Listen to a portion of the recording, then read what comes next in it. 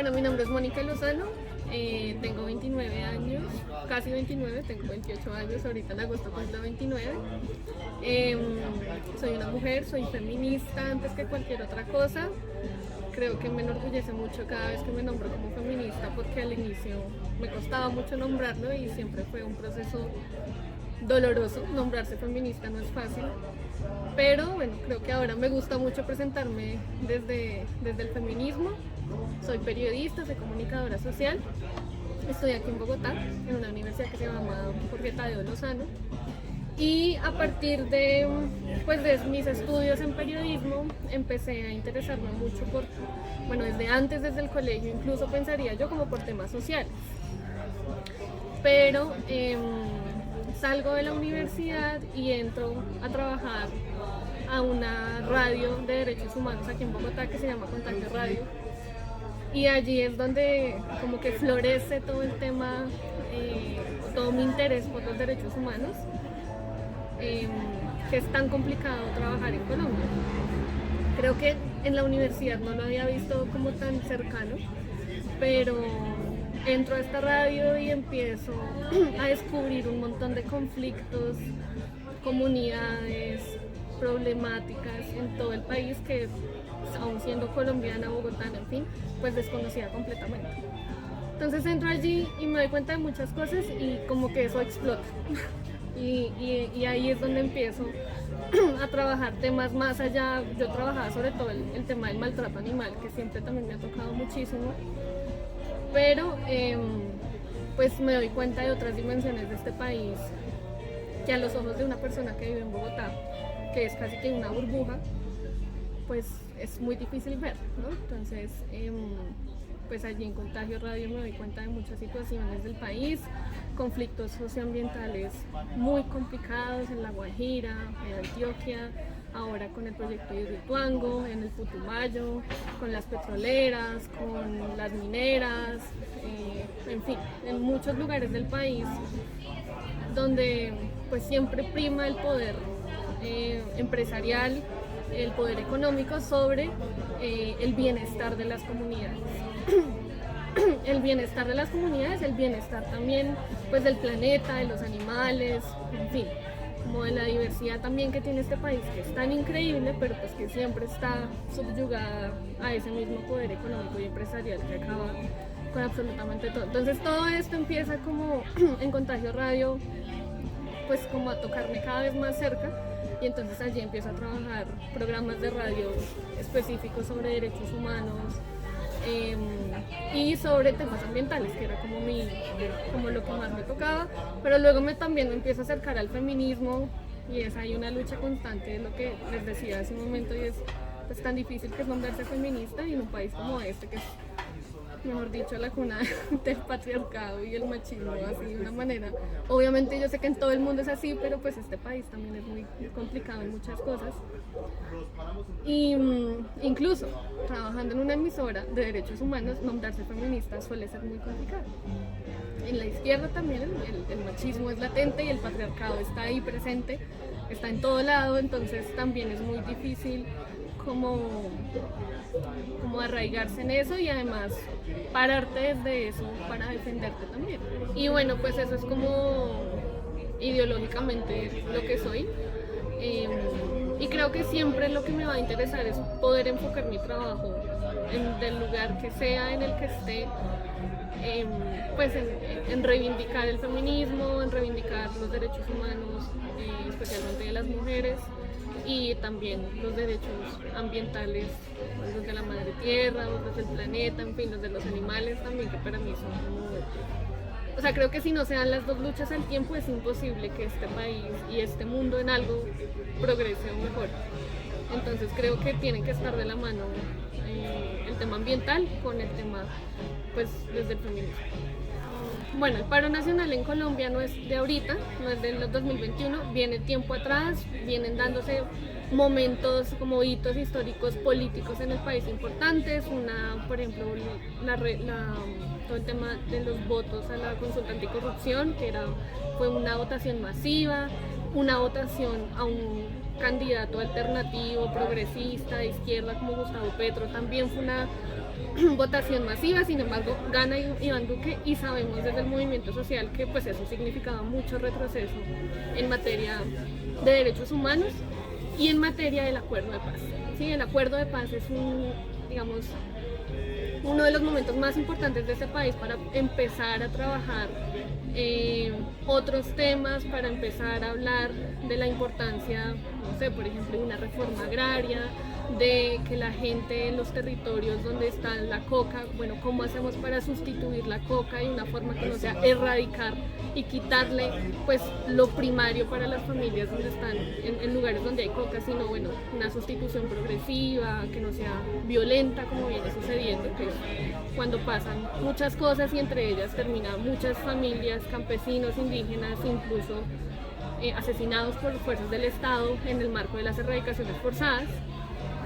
Entonces el acuerdo de paz era como ese sueño de empezar a hacer las cosas distintas en todos los frentes que implicaban un cambio estructural en materia de conflicto armado. ¿Cuáles fueron las raíces del conflicto armado y qué teníamos que hacer para echar atrás esas raíces y empezar a cambiar cosas estructurales del país, ¿no? Seguramente no todo lo más estructural como el modelo económico del país, pero bueno, empezar a trabajar otros temas que, por ejemplo, la reforma agraria eran cruciales. Pues con este gobierno, como era de esperarse, no ha pasado así, y en cambio ha habido un retroceso en muchos aspectos del acuerdo de paz, muchos. Más de 300 excombatientes asesinados, entre ellos familiares, hijos, en fin, de personas que firman un acuerdo de paz y pues terminan siendo asesinadas con este gobierno. Muchos grupos paramilitares también muy fortalecidos, o grupos neoparamilitares como llaman, pero son grupos paramilitares que terminan fortalecidos, y a su vez una matanza de líderes y lideresas sociales en el país que ha sido pues como uno de los dolores más terribles para el movimiento social y en general para el país, pues que han hecho que toda esa rabia, esa indignación pues estuviera como cada vez creciendo más hasta llegar a estos puntos de movilización social muy masivos. Entonces en el 2019, además lo que pasa en el 2019 es que la gente sale y mucha gente es asesinada. Por ejemplo, Dylan Cruz fue asesinado por un policía del SMAT, todo el mundo vio el video, sabe a qué distancia fue asesinado, en fin. Y eso pues aumenta y fortalece la movilización social en el país.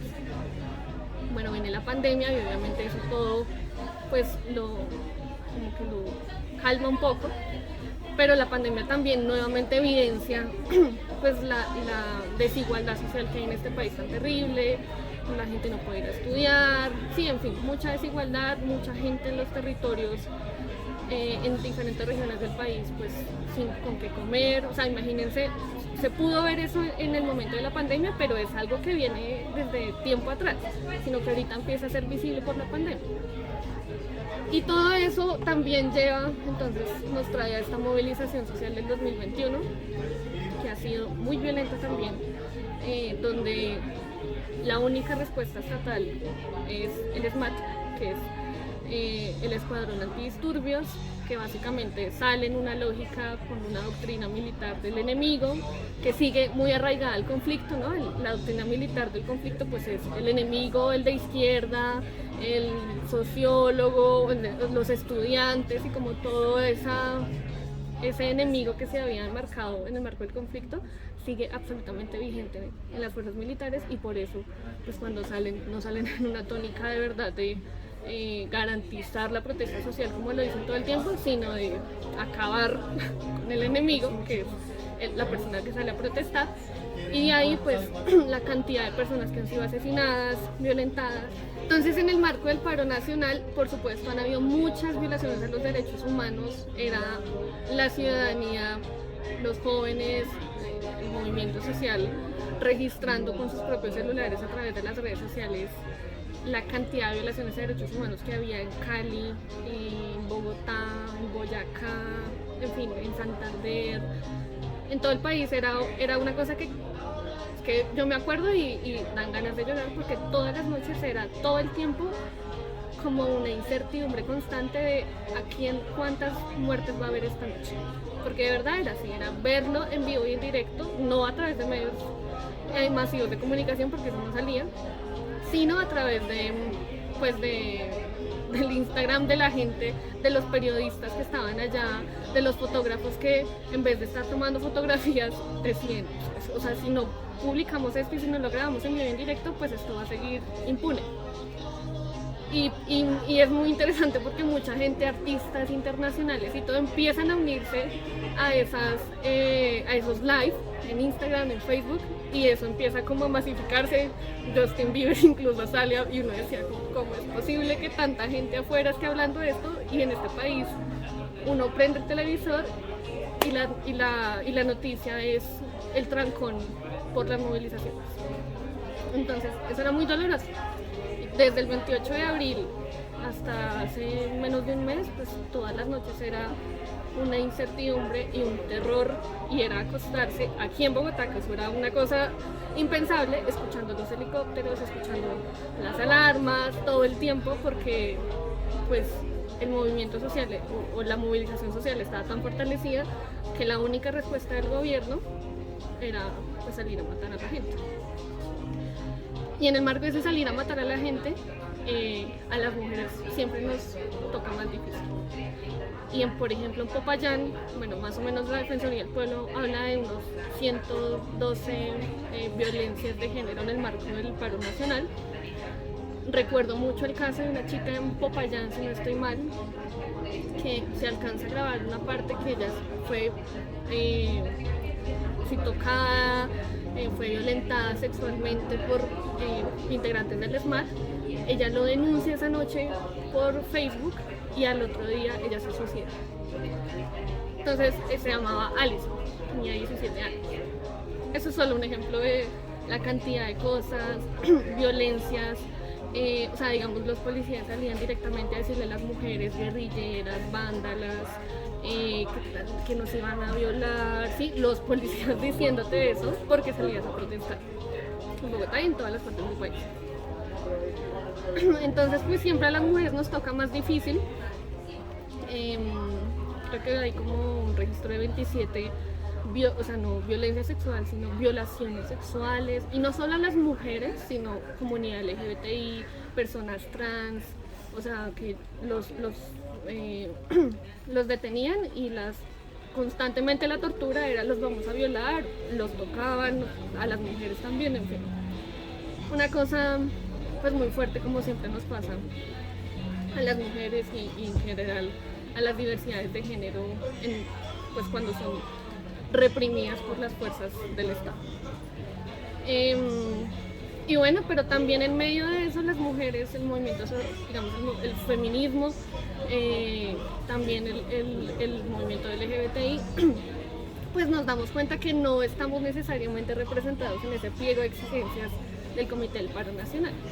Entonces, en mayo también las mujeres, el movimiento feminista saca un pliego de exigencias, exigiendo el desmonte del ESMAD, exigiendo también pues, que se detenga el asesinato de líderes y lideresas sociales, en fin, como todo un pliego, también diciendo que bueno, también nos paramos desde este lugar, también buscando lugares de movilización donde nos sintiéramos tranquilos, ¿sí? Donde que uno salga y si te pones una falda no te va a pasar nada, porque vuelvo y digo, en el movimiento social también hay machos, y obviamente también se conocieron casos de personas, por ejemplo, violaron a una policía, que pues es una policía y todo, pero la violaron y eso, o sea, es decir, nuevamente los machos están en cualquier lugar y eso pues no, es inconcebible para el movimiento feminista.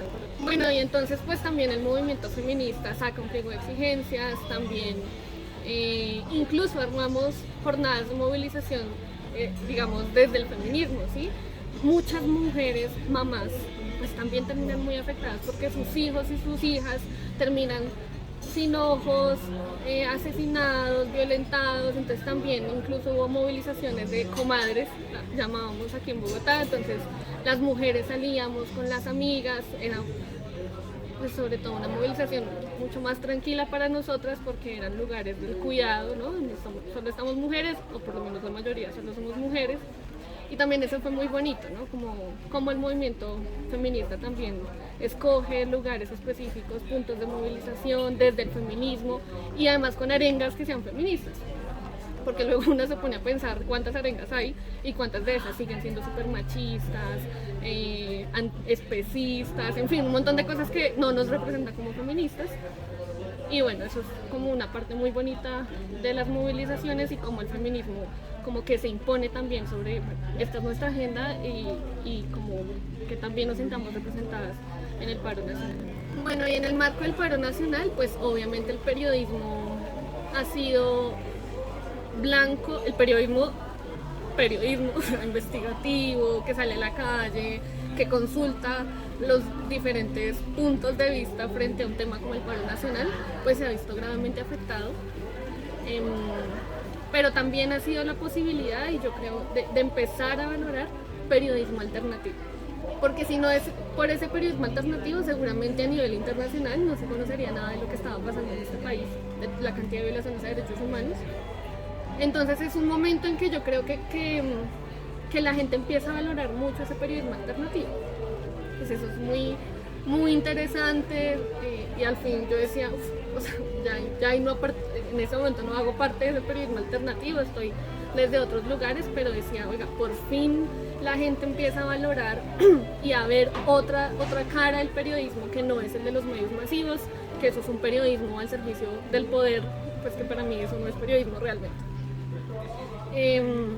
Y ese periodismo pues empieza a ser la posibilidad de mostrarle a la gente a través de esos medios qué era lo que estaba pasando y a su vez pues ese periodismo también termina siendo muy estigmatizado, violentado, fotógrafos que fueron también súper violentados en el marco del paro nacional y también, o sea, capturados, en fin.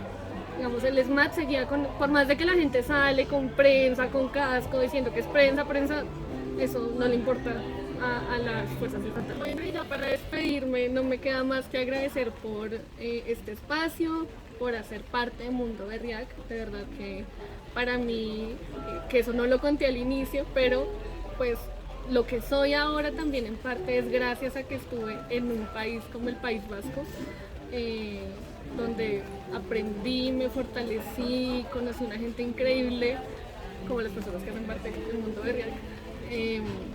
Y de verdad creo que esa experiencia mía en Bilbao y en el País Vasco fue como trascendental para hacer y para pensar lo que pienso hoy, no solo sobre el país, sino incluso la comparación del conflicto en Colombia con el conflicto en el País Vasco, me parece que es como muy importante para analizar y para ver como qué salidas tenemos. Entonces, un saludo a todas y a todos, de verdad que me alegra mucho hacer parte de este espacio.